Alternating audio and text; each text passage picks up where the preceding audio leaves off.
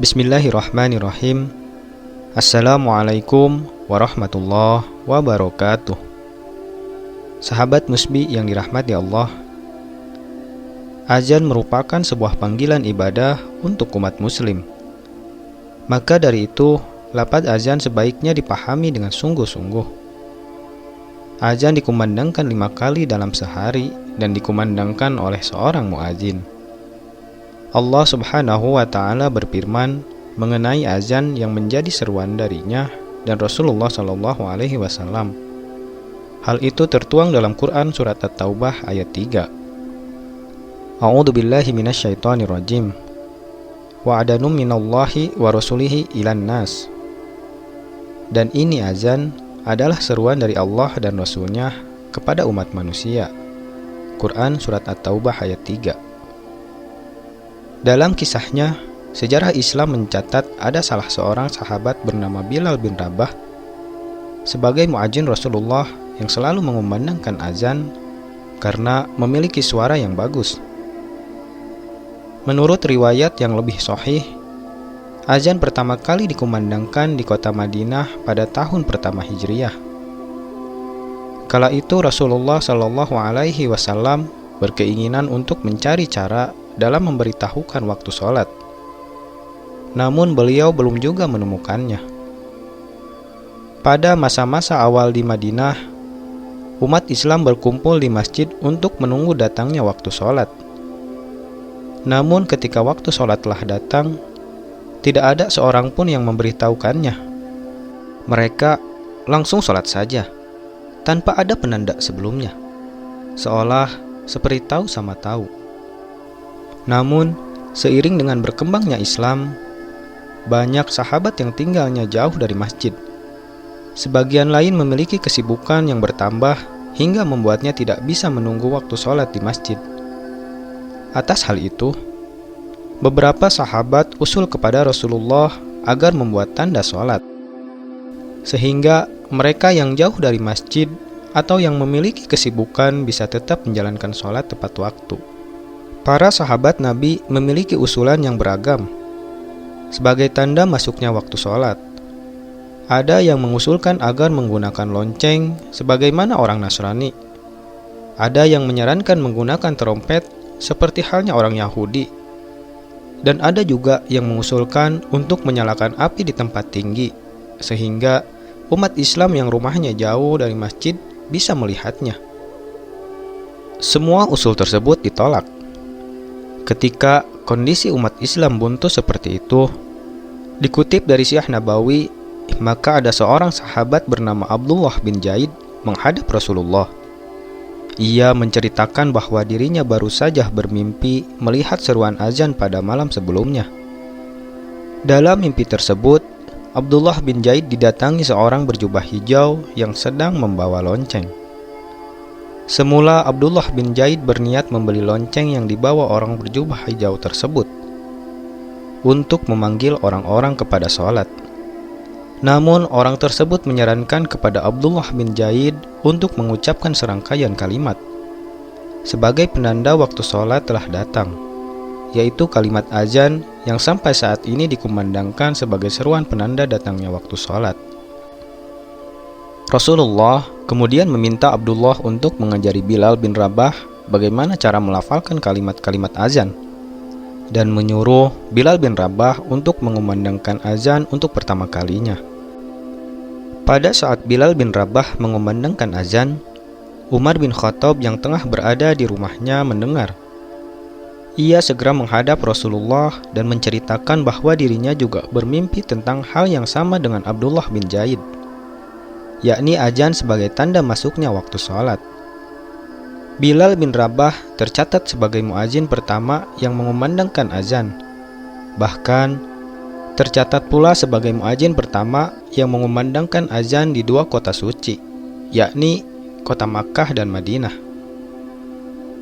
Mungkin sebagian kita bertanya-tanya kenapa bukan Rasulullah yang mengumandangkan azan?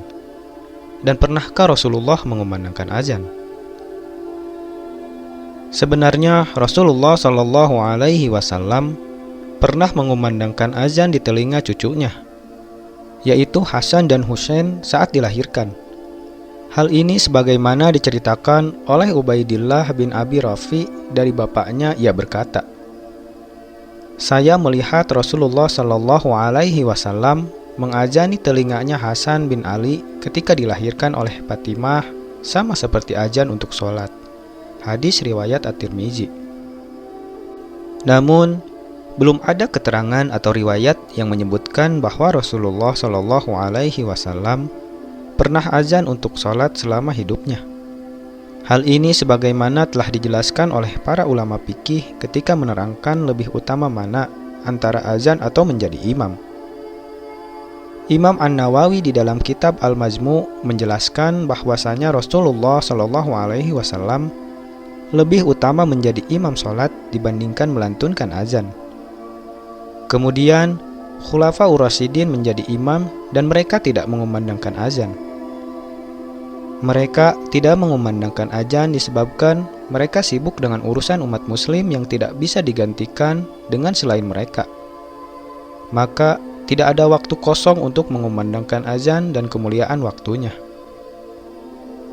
Adapun menjadi imam sholat merupakan suatu keharusan bagi mereka. Inilah takwil yang kuat berdasarkan riwayat dengan sanad sahihnya Imam Al-Baihaqi dari Umar bin Khattab yang mengatakan, "Seandainya saya berkesempatan untuk mengumandangkan azan saat menjadi khalifah, maka saya akan mengumandangkan azan."